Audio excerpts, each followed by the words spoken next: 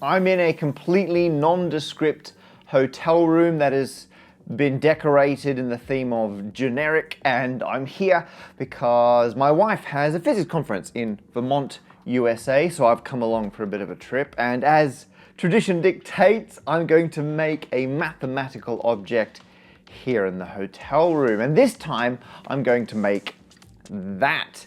Now, I have no idea what that is yet. In fact, the person over there you can see showing it off, yep, there you are, that is future Matt. At the moment, I haven't got a plan. My only proto plan is that this time I'm not going to use the things lying around the hotel room to make my mathematical sculpture, because across the road is a Staples. So that's a massive warehouse full of office stationery. So I'm going to go over to Staples, find whatever I can that I think I can make something mathematical out of, bring it back here, and then build that. So hopefully it's nice and impressive. Whatever it is, I'm about to show you how to make it. Let's do it.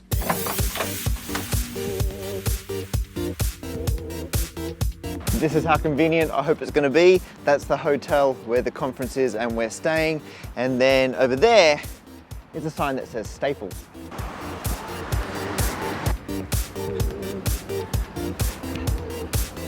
All right.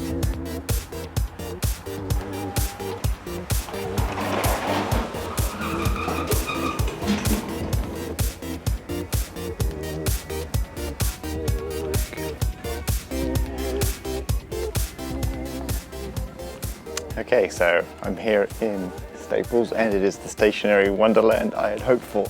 So I'm going to cruise around and see what I can find to make a math sculpture out of.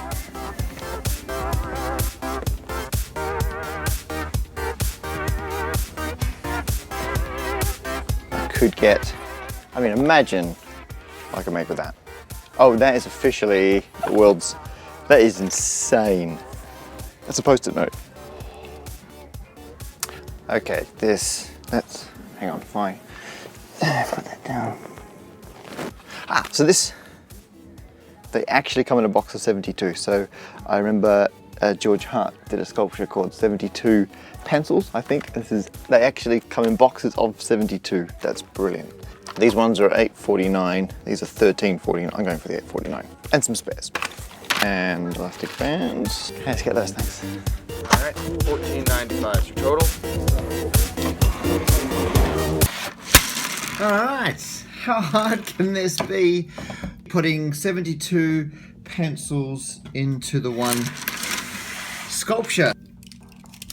So a single pencil is a hexagon shape, but if you get 7 of them together with one in the middle and then 6 around the outside, you can make this hexagonal stick. We're going to basically build up 4 of these, but all crossing in the centers. Yeah, look at the way this breaks down. You've got 2 on the bottom and then 3 across the center and then 2 at the top. And we're going to use that to our advantage. I'm going to split them 2, 3, 2. So I'm going to wedge 2 in the bottom here, 2 on the next one up there. Okay, next step up, I'll split the original 7 to go 2, 3, 2 by 2 pairs of 2 that I've now elastic band as well to hold them in place. I'm going to put another 2 pairs going the other way straight down. And okay, so that's 2 there, 3 there, and then those 2 up top.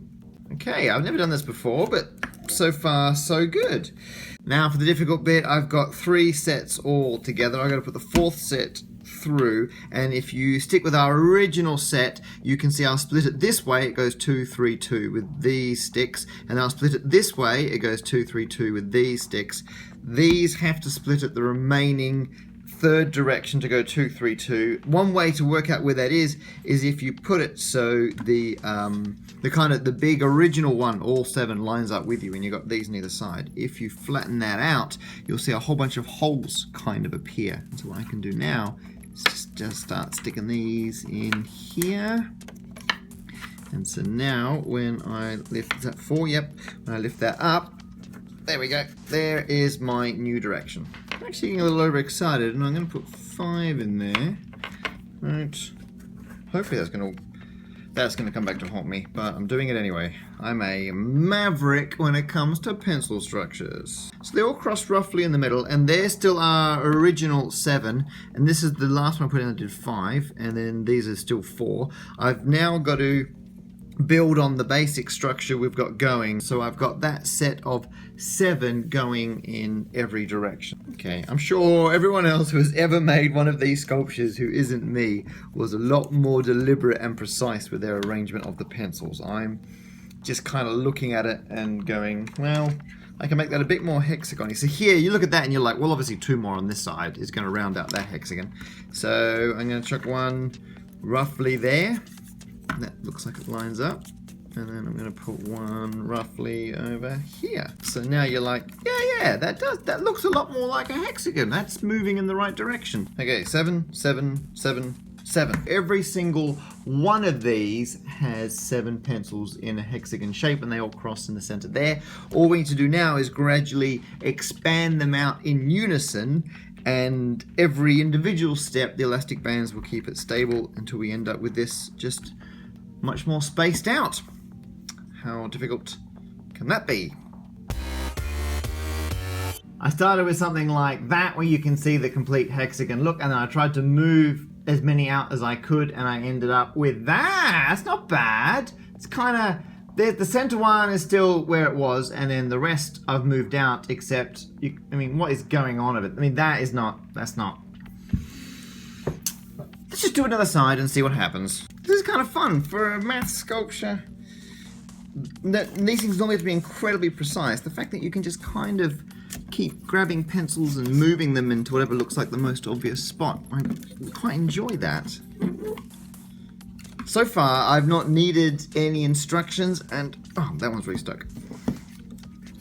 Come on. Alright, there you are. So now everything's expanded out by 1 step. So you can see now for some but not all of the pencils around the outside, there are stable spots one further out. But as you do some on one and then you do some on another one, then you'll reinforce the other ones. And so gradually you work your way around. Every pencil goes out 1. Each side gets 6 more pencils, and we're pretty much done. Sometimes when you take it out, before you have a chance to put it back in again, everything just shifts slightly, and you can lose track of the path. So what I've started doing now is eyeballing, right, when I take this one out, it's going to go there. I can see the hole. I can see the hole. Taking out the pencil, I can see the hole. I'm shoving it in. I have no idea if there are people in the hotel room next to me listening into this. Okay, here's a problem. I'm currently putting in my last pencil. So if I can, come on, fit through there. Okay, right, so once that's in, there's still gaps. So the problem is I haven't got enough pencils. You see, the original pack came with exactly 72, which is exactly what you need for 4 lots of 18. So these center ones, which have been our guiding reference points the whole way, I know we've all become very emotionally attached to them. Now they have to all come out, and they're used to complete the very last bit. Now the last one, all right, so that one comes out of there, goes in there, and that's it, I'm done, check it out. And there it is, the finished mathematical pencil sculpture. So there's a few ways you can think about what shape this actually is. There's the way that we built it, so it is 4 intersecting hexagonal tubes, or you could try and work out what the inside void is. So that central space, what shape is that? And I'm going to give it away. It is a rhombic dodecahedron, the greatest of all the dodecahedra. And so I've actually seen pictures online where people have taken these and cut off all the bits of the pencils that stick out, and you end up with a rhombic dodecahedron right in the center. And if you want to look up these online, it's called a hexastix. I actually first came across it as a mathematical sculpture George Hart did called 72 Pencils. You can see what he did there, and I mean it as an absolute compliment that this is possibly one of the less impressive mathematical sculptures George Hart has done, because he's done some absolutely incredible stuff. Do check out George Hart's work. If you want to make one of your own one of these, I recommend the instructions done by a guy called Alejandro Erickson. So Alejandro did the early steps that I used to build it myself. He came up with the putting 7 pencils in one direction and then splitting them 2, 3, 2 and then building up like that. Only he then puts in far more detail into his instructions than I did in this video. So if I was a bit vague, go check out his instructions. There'll be a link below. Actually, if I wasn't clear enough about my method, it was to start the same way Alejandro did and then just kind of wing it. So see if you can work it out as you go along. And I found that surprisingly satisfying. If I wasn't sufficiently clear, what I realized by the end worked the best was for each of the directions, when you want to go up a step, you move all the corners out one, and that's reasonably easy to do if you've still got the center marked, provided there's a rigid spot to put it. If there's not a rigid spot, do another side for a while, come back later, it'll be fine. Once you've moved all the corners out, put in the extra pencil into all of the edges, which should be clear enough now, and then move out the old edges to the new position, and that will give you this reasonably quickly. There are actually 2 reasons why you should try making your own one of these. Number 1, it is surprisingly satisfying. It was really good fun putting, slightly frustrating, but good fun.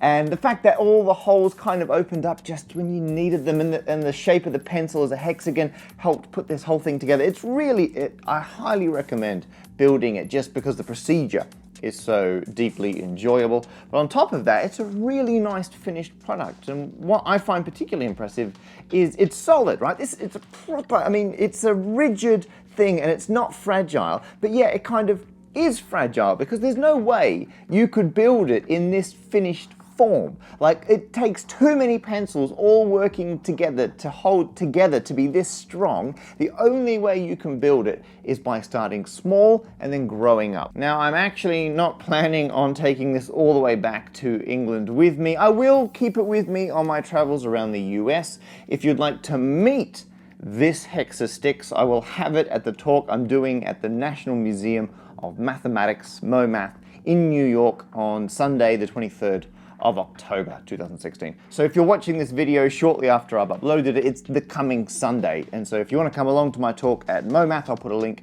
in the description. You can see this. And after that, I have no intention of taking it home with me. So I'm going to give it away to someone at the MoMath show. So if you email me or contact me somehow before the show and say, hey, I'm coming to your show, I would give the Hexastix a wonderful home. Like, if you can provide a nice, safe life for it, and if I get a particularly good description of a place this could go and live at its retirement, I will give it to that person. If I get loads of valid requests, I will pick one at random on the night through whatever randomized process I deem appropriate. And if you can't make any of my live shows, I have another gift for everyone. So the music you're currently hearing, that is my stand-up maths theme song. And people keep saying, oh, where did it come from and where can we get it from? So it came from the brain of Howard Carter, and now you can get it from somewhere. Howard and I have turned it into a proper song. You can download this song for free. It's my gift to everyone who watches these videos. You can opt to pay. It's a pay what you want model. Any non-zero amount you put in there will go towards supporting this channel, but don't in any way feel obliged. If you want it for free, absolutely go get it, download it. So download it, listen to it, and build one of these listening to the theme song.